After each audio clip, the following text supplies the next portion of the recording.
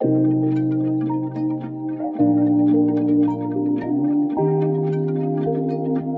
Oi, chegando, Maria, tudo sim. bom?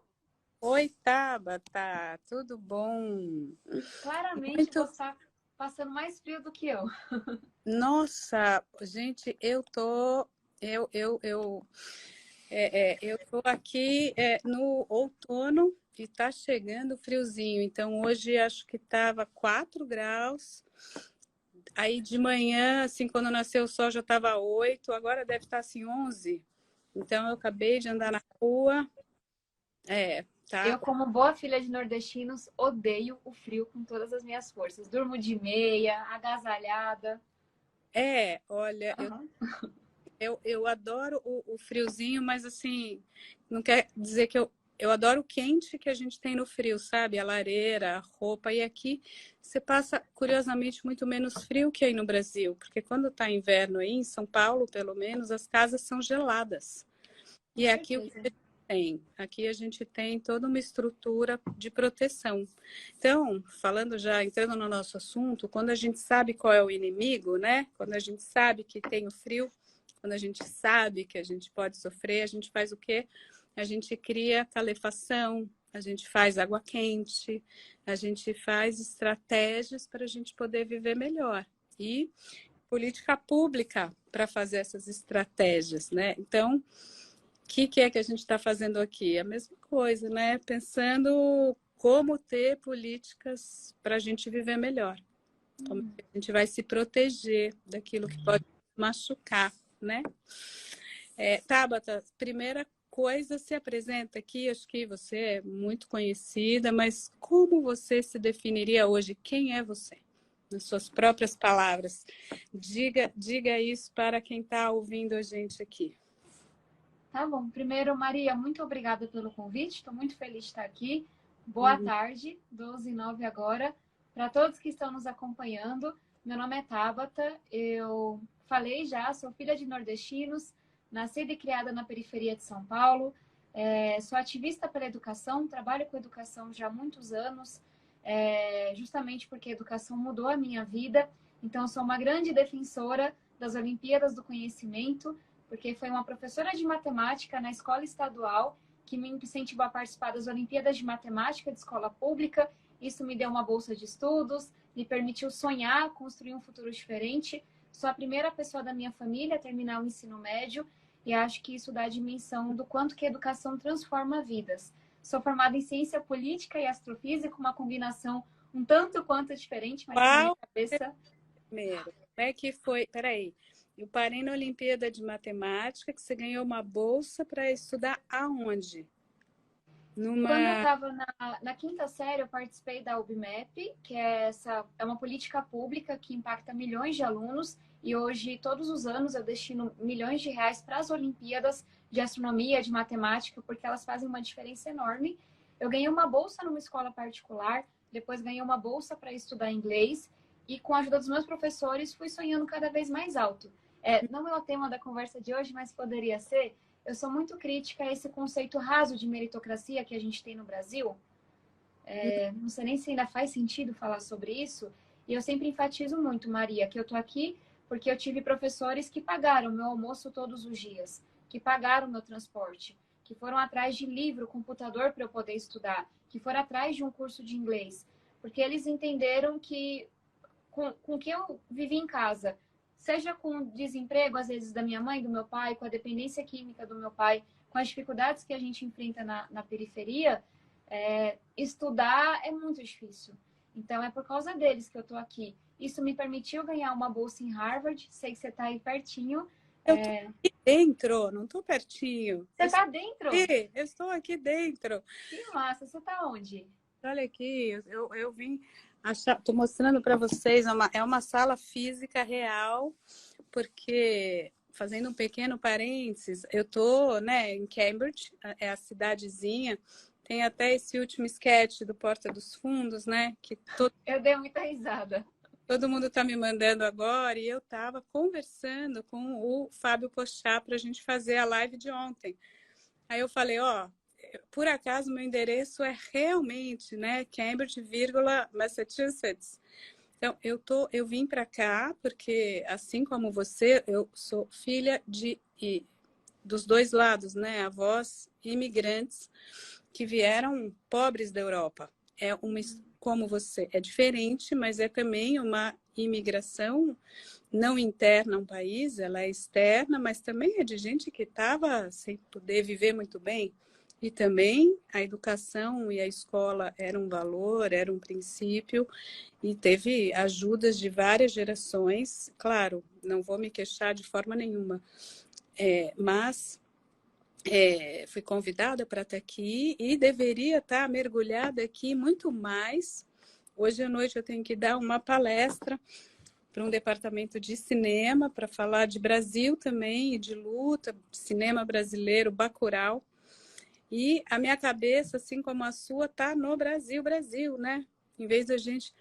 Então, como é que a gente faz para fazer essas pontes aqui agora, né? Como é que a gente faz para ter uma noção de mérito? Quem sou eu para tirar o mérito do indivíduo, do sujeito? Mérito individual, sim.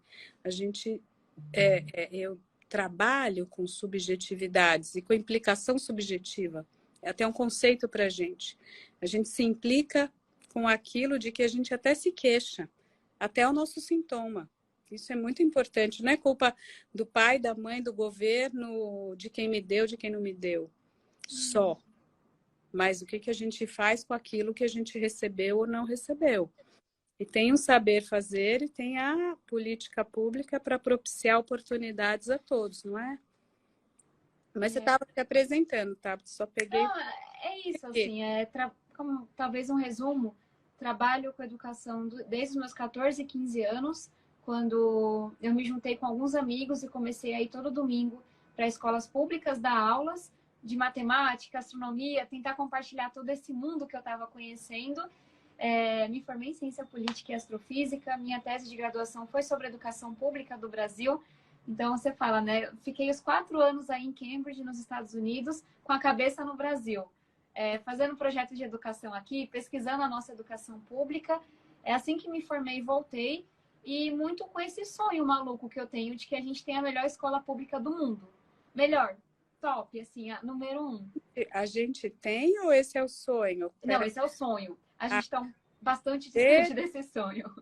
Assim como a gente tem o SUS, que sem dúvida, com todas as imperfeições, é um sistema incrível, com muita gente boa. Opa! Ficou escura.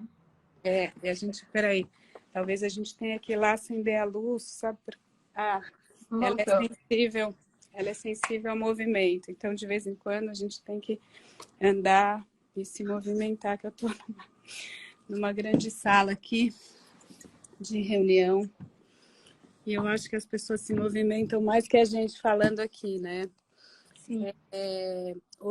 Gente, a gente combinou o seguinte, que a gente iria fechar os comentários para a gente ter a nossa conversa aqui e depois a gente abriria no final para ter umas perguntas, o que vocês quereriam colocar no nosso debate.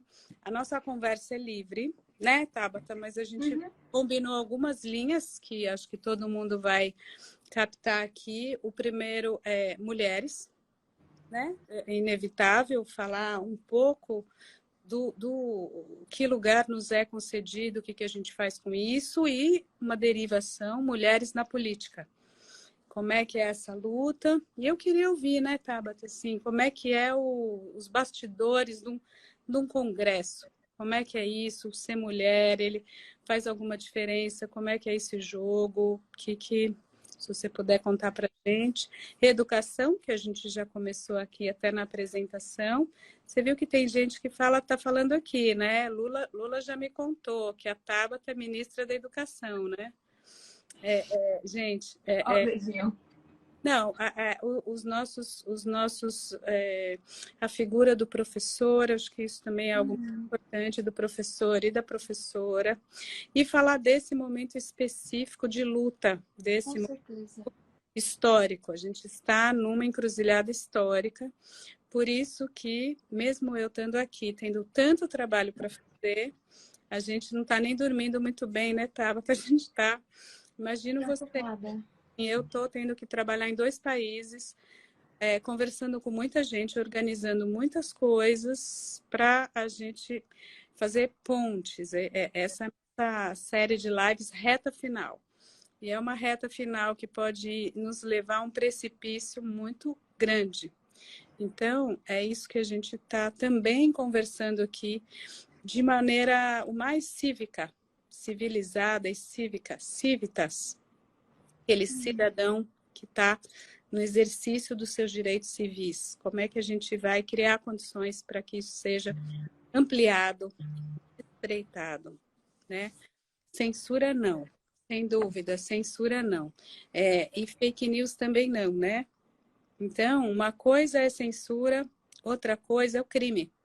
A gente tem que saber separar muito bem. Uma coisa é a liberdade, outra coisa é o crime. Então, todo mundo é a favor de liberdade de ir e vir, de liberdade de expressão, de liberdade criativa. Crime não. E a gente já tem experiência civil, pública suficiente para saber o que é o limite da lei, que barra o gozo daquele que, de alguma maneira, não introjetou muito bem a lei simbólica, né? A função superegóica. Então, vamos lá. Tabata, conta tudo aí. Mulher, política, você sabe que eu trabalho com isso, escrevi um livro com Contardo, Coisa de Menina, o que é esse longo histórico de misoginia contra as mulheres. Você sofre muito disso? Você tem... que você queria dizer aqui pra gente? Como é que é isso? Vamos lá. Acho que a primeira coisa é para as pessoas entenderem de onde a gente vem. 2 dados que eu acho que eles chamam muita atenção. 3. Um deles, 90 anos atrás, mulheres não podiam votar nem ser eleitas no Brasil. Faz muito pouco tempo. Muito pouco, né, gente? Isso é muito... Em 2016, foi construído o primeiro banheiro feminino no Senado. Ou seja, antes disso, as senadoras, se quisessem ir ao banheiro, tinham que ir a outro prédio para ir ao banheiro. Levava piniquinho, Tabata. 2016. E aí o terceiro dado, se a gente olha para os dados hoje, né, de prefeitos, deputados, etc., de cada 10 políticos, de 8 a 9 são homens. Será que tem machismo na política? E aí a primeira reação das pessoas, Maria, diz, mas a mulher não vota em mulher, a mulher não se interessa por política. Mentira. As mulheres já são aproximadamente metade dos filiados aos partidos políticos. As mulheres... Sabem que as mulheres, só para já dar um dado aqui, as mulheres já são maioria em muitos agrupamentos institucionais humanos. Afiliadas de partidos políticos é um dado muito interessante que você está trazendo, mas também já são mais da metade nas faculdades. Sim. Faculdades clássicas. Então, assim, o número de mulheres em engenharia cresceu muito nas últimas décadas. Veterinária, direito, medicina já ultrapassou o número de homens. Inclusive, veterinária, que seria uma coisa que você imaginaria, né? O cavalo, o boi. Então, assim, medicina, fora educação. Então, as mulheres, elas estão em maioria, pode ser 52, 53, é a maioria da população mundial, é a maioria da população brasileira. E como é que a gente vai conseguir fazer a paridade? A famosa paridade, mas vai lá. Não, mas é esse ponto que eu ia chegar. A gente está presente, a gente tem interesse, a gente vai para a luta, mas tem muitas coisas, seja na academia, numa empresa, numa faculdade ou na política, que fazem com que as mulheres sejam maioria na base, mas não estejam nos postos de comando, por assim dizer. E na política é isso. A mulher na política, primeiro que a gente tem que falar da dupla, tripla jornada, né? Uma mãe com filhos não é a mesma coisa na política que um pai com filhos, em termos do tempo que ela tem. Tem um ponto que é o assédio, a violência. Infelizmente, a gente vê isso muito em campanha, sabe? Eu sempre tive uma equipe de maioria de mulheres, maioria de pessoas negras, e você vê que as pessoas, elas se sentem mais machão, né? Por assim dizer, se está diante de uma mulher, e tem toda uma questão da violência política mesmo. eu incomodo muita gente. E eu tenho muita consciência disso. Eu incomodo muita gente, porque eu levo muito a sério. Oi? Você tem orgulho disso também? Não sei se a palavra é orgulho. Eu tenho orgulho de levar tão a sério minhas convicções. E eu encaro com tranquilidade o incômodo. Não, mas assim, falando sério, tem um amigo meu que diz isso. Tem algumas pessoas que, assim, que criticam muito ele. Ele diz, ainda bem.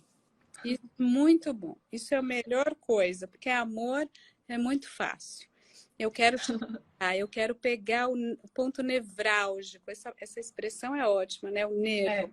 Aquilo que...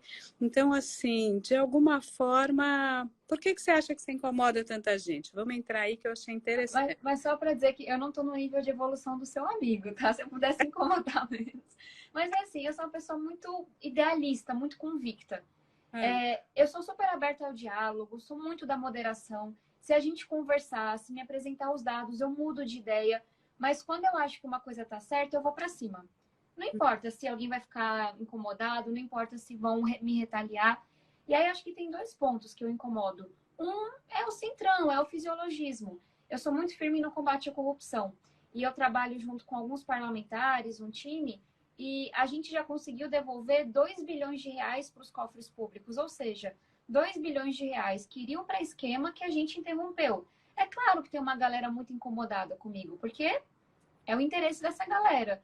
E eu sou uma pessoa que tem uma visão de mundo, que, como eu falei, assim, muito convicta. Então, eu pego bandeiras que as pessoas não falam assim, você não pode fazer isso. Então, eu sou a pessoa que fala muito da educação, do combate à desigualdade, do meio ambiente, mas eu também falo de responsabilidade fiscal, eu também falo de combate à corrupção. E aí, nesse mundo polarizado que a gente está, se você não encaixa perfeitamente na caixinha que desenharam para você 100 anos atrás, isso incomoda, porque está dizendo que dá para fazer de um outro jeito. Então, em resumo, assim, eu incomodo porque talvez tenha ideias diferentes, mas o ponto que eu ia chegar é, porque eu sou uma jovem mulher, esse incômodo, ele vira uma ofensa. E eu tenho muitos exemplos disso. É como assim, se eu fosse um homem mais velho, rico, iam falar, tudo bem. Mas como eu sou uma mulher jovem que vem da periferia, a galera fala, essa menina tá aqui atrapalhando o nosso esquema, tá aqui questionando o que eu falei, tá aqui dizendo que isso é incoerente. E aí é quando vem toda a violência. Então, por que eu tô dizendo isso? Eu tive que aprender a lidar com fake news diárias, com cancelamentos semanais, mas o mais grave, com ameaça de morte, Maria. É isso que significa ser mulher e se posicionar na política. É receber ameaça de morte na sua casa. É a sua família ter medo. É você ter que andar com segurança. É você ter que acionar a escolta em determinado momento. E eu acho que isso não é razoável. O cancelamento, a crítica, a gente aprende a lidar. Talvez seu amigo lide melhor do que eu. Eu sofro um pouco ainda. Mas o que não me entra na cabeça é esse nível de violência. Eu ter ouvido de tantos policiais que eu tinha que andar com segurança e carro blindado na campanha. Vai assim, tem que se movimentar, ó. Já entendi. De vez em quando eu vou fazer conversar com você, para você fazer na exercício. sala. Vamos fazer assim, Tabata. Vamos passear aqui na nossa sala. Não, tô brincando. Vamos lá. Isso, então, meu amigo também recebe ameaça de morte, tá? Aliás, eu tenho vários amigos. Amigos ligados à política como você, com mandato representativo. Como é que te vê essa vontade de querer ser representante? Porque isso é um lugar subjetivo interessante, né? Que é o seguinte, eu quero ouvir... assim, para a gente já entrar um pouco... vou cruzar aqui com o lugar da mulher e a política, com a própria discussão do que é política. Porque tem muito um discurso antipolítica, que a gente tem que destruir tudo, e, né, porque política seria uma coisa ruim. Não, política é simplesmente você se relacionar um com o outro e mediar. O que é um representante? O que é o Congresso? Você é aquela que ouve pessoas, né, e que representa determinadas pessoas para formar as leis. É a parte legislativa da história. Então, qual é a formulação que a gente vai combinar para os acordos? vai formular combinados. Esse lugar é interessante, como te veio na ideia de ser representante de outros seres humanos? Interessante ele é agradável, gostosinho, eu já não sei. Definitivamente, eu escolhi um caminho muito difícil. Eu escolhi um caminho que tem um custo muito alto para minha família. Eu escolhi um caminho que tem um custo pessoal muito alto. Tanto do que eu considero que faz parte e o que não faz parte. A exposição faz parte, a curiosidade pela sua vida pessoal acho que faz parte. Mas eu não sou essa pessoa, sabe? Que era uma blogueira, assim, que filma tudo que tá acontecendo. E aí é um aprendizado, assim, aprender a lidar com o fato de que as pessoas querem saber o que tá acontecendo com você, e notinhas, e não sei o quê. Essa violência toda, eu acho que realmente ela é injustificável. Ela não tá no pacote, a gente tem que combater, a gente tem que ir pra cima. E da onde veio esse sentimento? Como eu te falei, eu venho da periferia de São Paulo, minha família ainda mora em uma ocupação na periferia de São Paulo. E a Zona Sul de São Paulo, Maria, tem assim a pior politicagem que você pode imaginar. É uma política que se relaciona com crime, é uma política baseada na compra de votos, é uma política que mantém a gente refém, sabe? A cada 2 anos vai alguém lá. Ainda tem compra de votos? Como é que é isso na prática? Não é ainda, assim, essa é a toada na periferia. Tem muitas formas. Então, assim, em 2020 estavam oferecendo R$ 200 uma cesta básica para votar naqueles mesmos grupos de sempre. Em uma cidade do lado, eles estavam oferecendo R$ 100. E aí, se você voltasse, tivesse filmado o voto, te davam mais R$ 100. Tem muitas formas. E aí a pessoa vai lá e paga um churrasco, e paga uma camisa de um time de futebol. Então, para dizer que eu cresci detestando política, porque eu só conhecia essa politicagem, sabe? A gente cresce ouvindo, política é coisa de bandido, política é coisa de quem não presta. Então, acho que essa é uma razão para eu entender a apatia que a população tem, a raiva, mas também para levar o combate à corrupção tão a sério.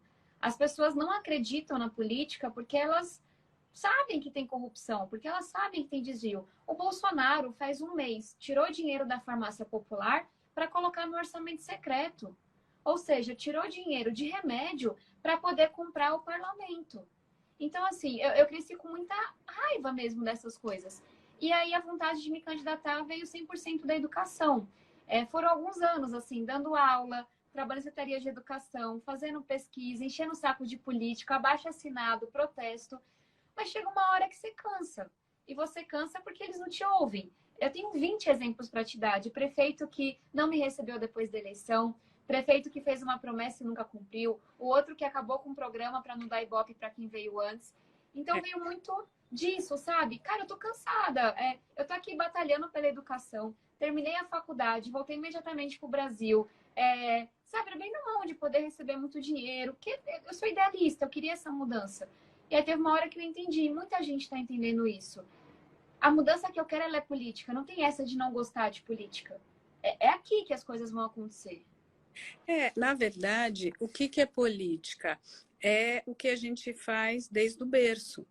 Quando você chora, e você não chora, você não mama, se você não faz né, aquele primeiro chorinho do bebê com 1 mês de vida, você não é escutado pelo outro. E a mãe, quando o bebê chora, se sabe que ativa não só pelo choro do bebê, mas a linguagem do bebê ajuda a ativar a hipófise que vai fazer prolactina, que vai liberar o leite. Então, Caramba. O que é política? É esse circuito. O tempo todo a gente está em comunicação com o outro. Só que não é só mãe e bebê, que ela produz aquele leite para aquele bebê que é o mamífero que vai colar na mama dela.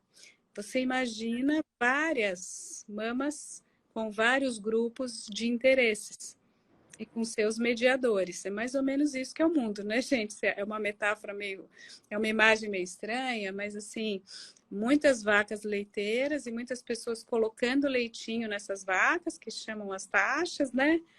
E aí a gente tem as mediações e os grupos de interesse, os lobbies que vão puxando, distribuindo os recursos e discutindo para onde colocar os recursos.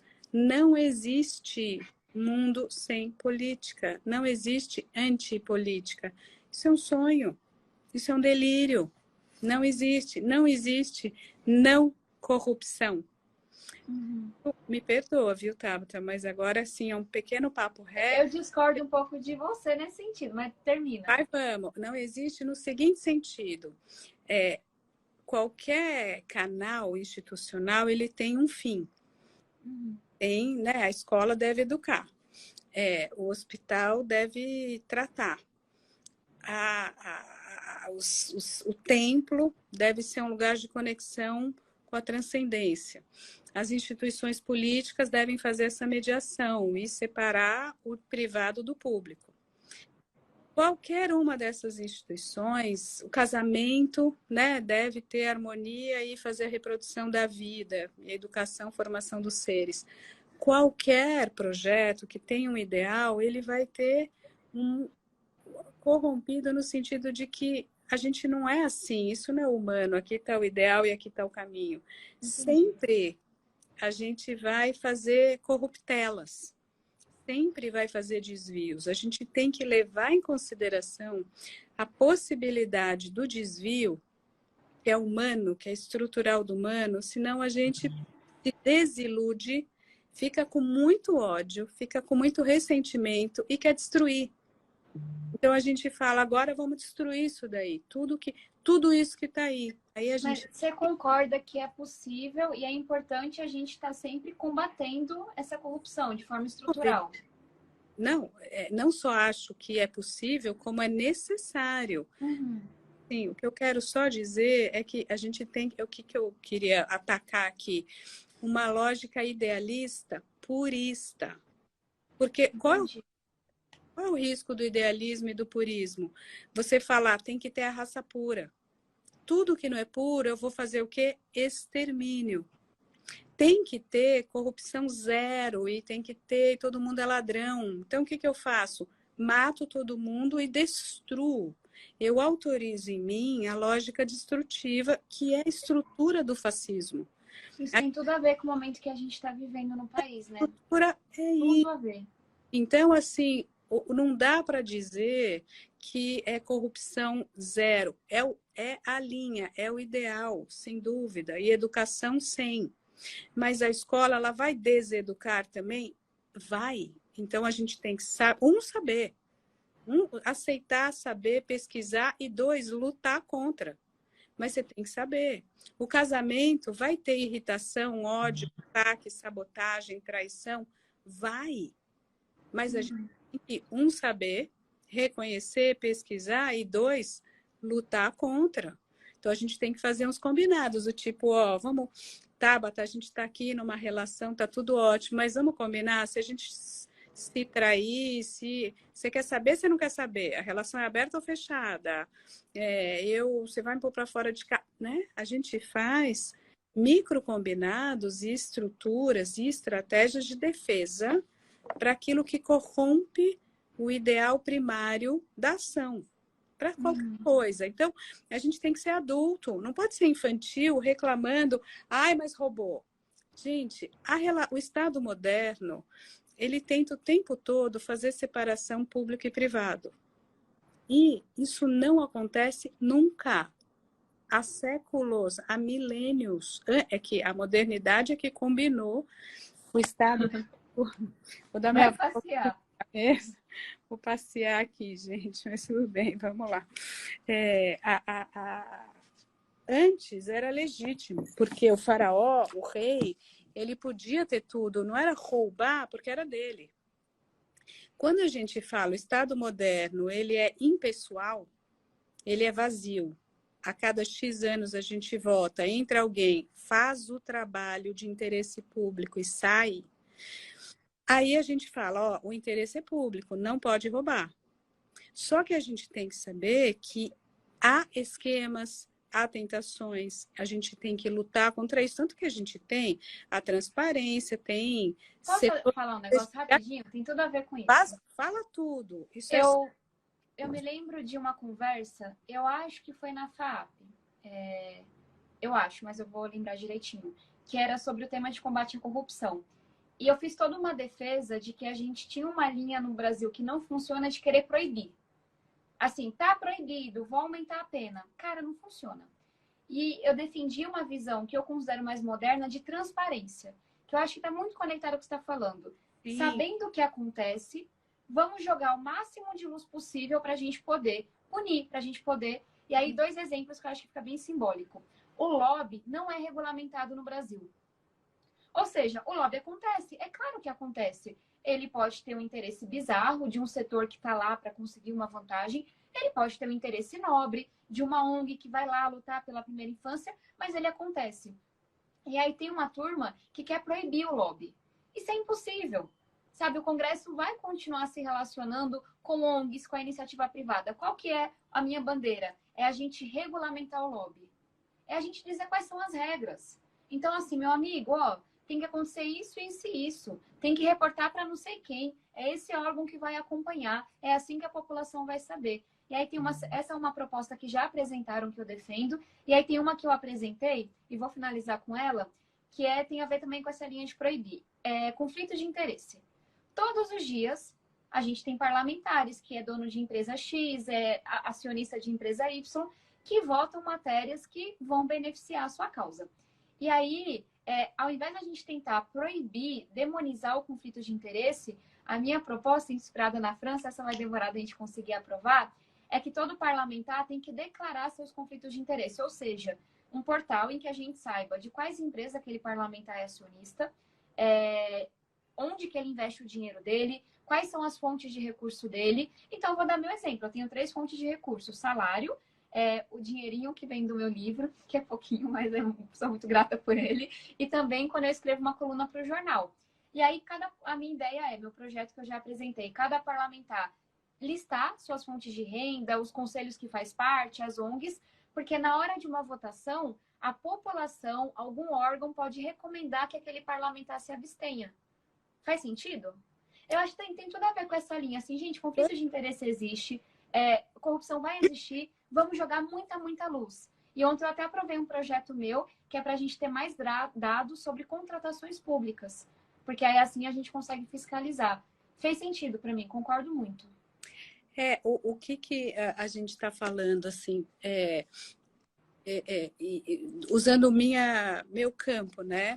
Contra um ideal que é sempre, como o nome diz, da ordem da ideia, tem sempre um pé na cozinha do purismo, da coisa que se não for aquilo não vale, né? Que você tem a ideia do que seria a sociedade perfeita, o mundo ideal platônico, o que seria, vamos dizer, a esquerda, mesmo que seja a revolução.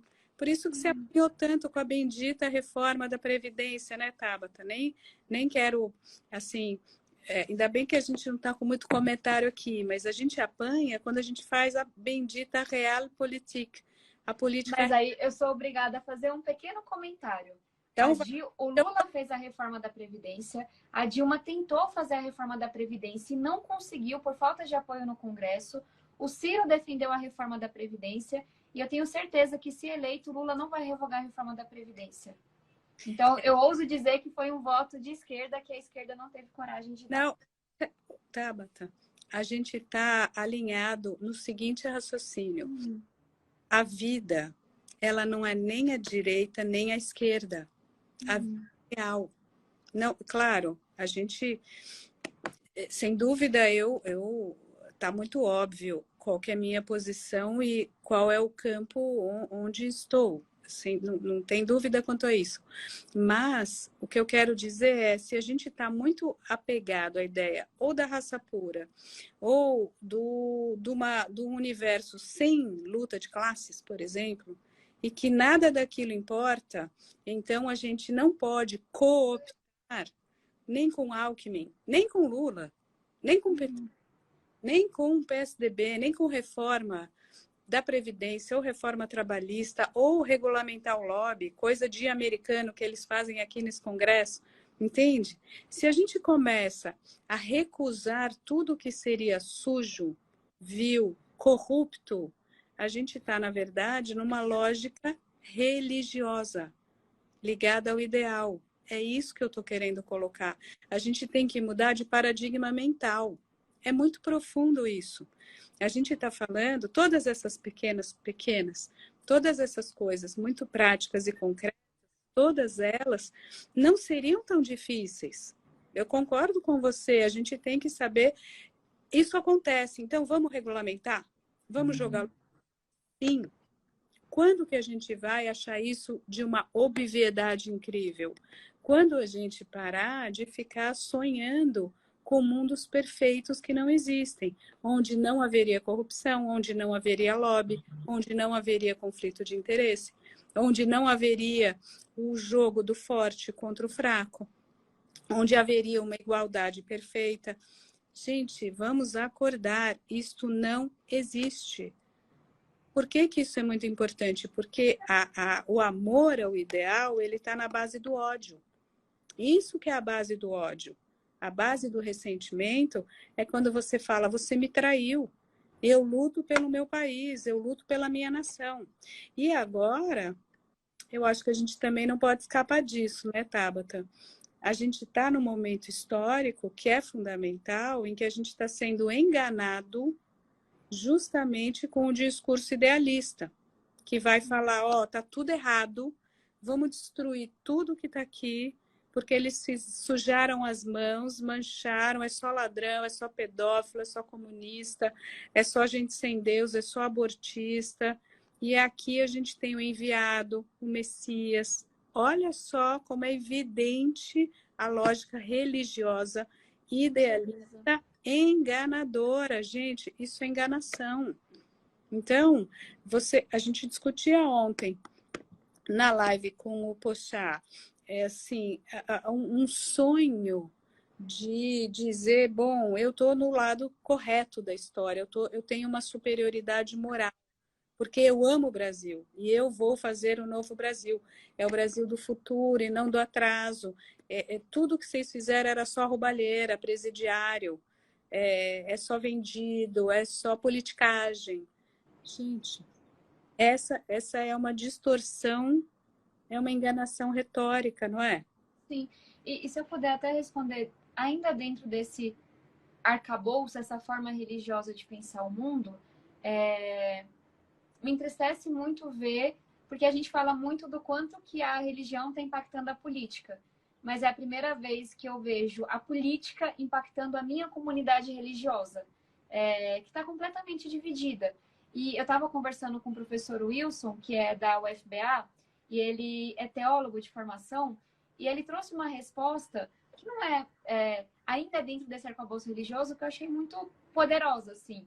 Tá bom, então vamos debater com esses termos. Essa lógica que o Bolsonaro está pregando de que ele é o escolhido, ele é o salvador da pátria, ele vai tirar o pecado, ele vai purificar o mundo, como você está dizendo, é justamente a lógica que Jesus veio ao mundo combater. Essa era a lógica dos fariseus, que estavam lá para apontar o dedo, para crucificar a viúva, para culpar o pobre, dizer que ele tinha feito aquilo. Jesus veio ao mundo e falou, olha, tá errado. Eu não tô aqui para apontar o pecado, eu tô aqui para estender a mão para a mulher que cometeu o adultério, para o pobre, para o enfermo, para falar de amor. Então, eu não acho que o debate principal tem que ser sobre religião, mas eu acho que dentro da minha igreja, nesse espaço, eu me permito debater nesses termos e dizer que essa lógica não é a lógica que eu aprendi dentro da fé cristã, não é a lógica que eu aprendi dentro da minha religião, dentro da minha igreja, que é justamente a lógica que Jesus veio combater. Que é isso, desse purismo, né, que tinha lá com os fariseus. Só nós somos os bons, vocês são os pecadores, os errados. Mas, de todo modo, eu acho uma tristeza. Tanto que a fé seja utilizada para justificar um projeto de poder, mas também que um posicionamento político faça com que algumas pessoas questionem a minha fé. Tá tudo errado, né? A gente está partido enquanto sociedade. E eu gostei muito do que você falou. Acho que, inclusive, tem a ver com essa lógica de cancelamento, essa lógica de polarização. No final do dia, eu também sou atacada por ser alguém que preza pelo diálogo, que fala de moderação. Porque sem diálogo, sem moderação, a gente não constrói. A gente só se odeia. E aí, Maria, se eu quero te ouvir sobre isso, porque, como todo mundo sabe, eu vou votar em Lula e Alckmin. por muitas razões. Uma delas é justamente porque me assusta esse projeto extremista que está no poder. Bolsonaro já falou que, se for eleito, vai aumentar o judiciário, porque é isso, ele quer mandar no judiciário, ele não aceita o questionamento, a investigação, nada que faz parte da democracia mesmo. Mas eu queria te ouvir, assim, eu espero que Lula e Alckmin sejam vencedores, que a gente volte a dialogar, porque o Lula, enquanto governante, sempre foi uma pessoa muito ampla, né? Que conversou com quem era diferente, que trouxe pessoas com uma cabeça diferente, mas eu queria te ouvir dos seus estudos, da sua experiência. Como que a gente faz? O que a gente faz com esse país quebrado? Como é que a gente faz para trazer a outra banda? Eu acho que vai ter muito a dizer sobre isso. Eu vou confessar para você, Tabata, eu tô perdendo noites de sono, quebrando a minha cabeça com essa pergunta. Se a gente soubesse, eu tenho uma dúvida que eu vou compartilhar aqui com você. Você que é mais safa que eu, mais política, assim, você sabe como lidar, né? Eu sei como escutar pessoas que querem saber de si mesmas. Então eu digo, gente, eu adoro o meu trabalho, né? Sou suspeita, eu acho que a psicanálise é uma ferramenta incrível, é uma arte da palavra. A gente trabalha parecido nesse sentido, porque é sempre a conversa que vai trazer frutos, que vai trazer revelações, mas olha como eu sou privilegiada no sentido do bem-estar do trabalho. Eu faço basicamente dois tipos de trabalho, né? Eu escuto pessoas e recebo o mundo, né? Leio livros, escuto palestras, escuto pessoas, participo e na clínica, na academia, em qualquer lugar, recebo e gosto de ver, de passear, de fotografar e produzo, e falo, e escrevo, e faço interpretações pontuais na clínica, ou faço textos longos, ou faço livro. Então, eu adoro esse movimento que é a grande conversa, receber o que é a realidade, operar, traduzir e devolver. Minha pergunta agora é, quando vem violência, porque vem ataque, vem violência, vem mentira, vem um jogo vil, vem um jogo réptil, vem uma enganação. Gente, não existe Messias, não existe mito, não existe ideal. Isso é o nosso lado o mais infantil possível, o mais perdido, o mais frágil, o mais vulnerável, que quer fazer a crença no enviado. Damares, Bolsonaro, isso é uma loucura, isso é um sintoma do Brasil. O Brasil está doente, não é uma opção válida, não é uma opção digna, não é legítimo, não é verdadeiro. Já falei isso de todas as maneiras, já argumentei de todas as formas. Como é que eu digo isso para alguém que está nesse surto? Minha dúvida, chegando nela assim, preto no branco, é a seguinte: qual é o grau de violência que você precisa usar para alguém que vem para você com grau de violência? Né? Então você tem que falar, nossa, vai, sei lá, vai tomar no cu, porra, cara, entendeu? É assim, cala a boca, entendeu? Nem vou argumentar, estou perdendo meu tempo, estou poucos meses aqui, tenho que mergulhar aqui, é uma experiência incrível para a gente, pessoas interessantíssimas do Brasil, da América Latina, né, o núcleo que eu estou mais ligada, do mundo inteiro. A gente está no coração, eu digo, eu tô na Disney. Eu estou na Disney, que assim, tem um monte de brinquedo que eu quero ir, gente para cruzar, ontem teve evento aqui, hoje vai ter outro, né? E eu sou obrigada a ficar com insônia, falar com um monte de gente, falar com a equipe, programar um monte de gente, porque o meu país está enlouquecido, porque meu país, metade do meu país está em surto. Como assim? Como assim? Eu tenho que fazer o quê? A estratégia é a violência também, é o ataque, é mais conversa, é pegar no colo, é tratar. Como é que... Me diga você, qual é eu entendo de clínica de um, dois, de pequeno grupo. Como é que a gente faz a clínica de 50 milhões que estão num delírio coletivo, num apaixonamento digno da psicologia das massas? Me ajuda, Taba. Não espero ter toda a resposta. Eu tenho 2 comentários de como eu abordo essa questão. Acho que uma delas foi um processo importante para mim. O meu limite é o crime. E vou explicar por quê. Eu tive um debate que ficou muito conhecido, né, no Flow, sobre liberdade de expressão. E para mim é essa lógica, assim, a sua liberdade de expressão termina onde ela fere a liberdade e a existência do outro. Isso quer dizer que quando alguém vem me criticar, questionar um voto, até questionar a minha inteligência, né? Eu sou mulher, então a gente se acostuma a ser chamada de burra todos os dias. O próprio Salles falou que eu não sabia matemática, logo eu, que tenho mais de 40 medalhas em Olimpíadas de Matemática, ciência e por aí vai. Mas eu tô brincando, essas pessoas... Oi? Ele que é tão inteligente, né? Não, é o supra-sumo. É um vendedor da esquina, né? Ele se vende, é a prostituição, né? Salles, Enfim. eu nem sei se eu posso falar, enfim. Mas vamos lá, vai lá, tá? Mas o que eu ia dizer quem vem com questionamento mais agressivo, mas ainda dentro do razoável, eu sempre respondo de forma educada. E é chocante, Maria, o número de conversas que terminaram bem. De pessoas que esperavam que eu fosse responder de forma agressiva, e eu expliquei. E, de certa forma, eu acolhi. Eu falei, eu entendo que você está pensando que é isso. Mas, olha, isso, isso e isso. Eu sou uma pessoa muito paciente. Então, eu acolho. Quando a pessoa me xinga de puta, de vagabunda, me ameaça de morte, fala que vai, eu não converso. A pessoa me xingou, ela é bloqueada e deletada. Esse é um limite para mim. A pessoa falou que ia me matar com uma navalha, a gente recebe coisas muito absurdas. Ela vai ser encaminhada para a polícia. É Ministério Público, é BO. Então, assim, e esse é um limite que para mim fica muito claro. Assédio, homofobia, racismo são crimes. E devem ser tratados como crime. Eu não espero um pedido de desculpa quando alguém me rouba. Eu espero que essa pessoa vá ser presa. Pague pelo seu crime. Então, é aí que eu traço a linha.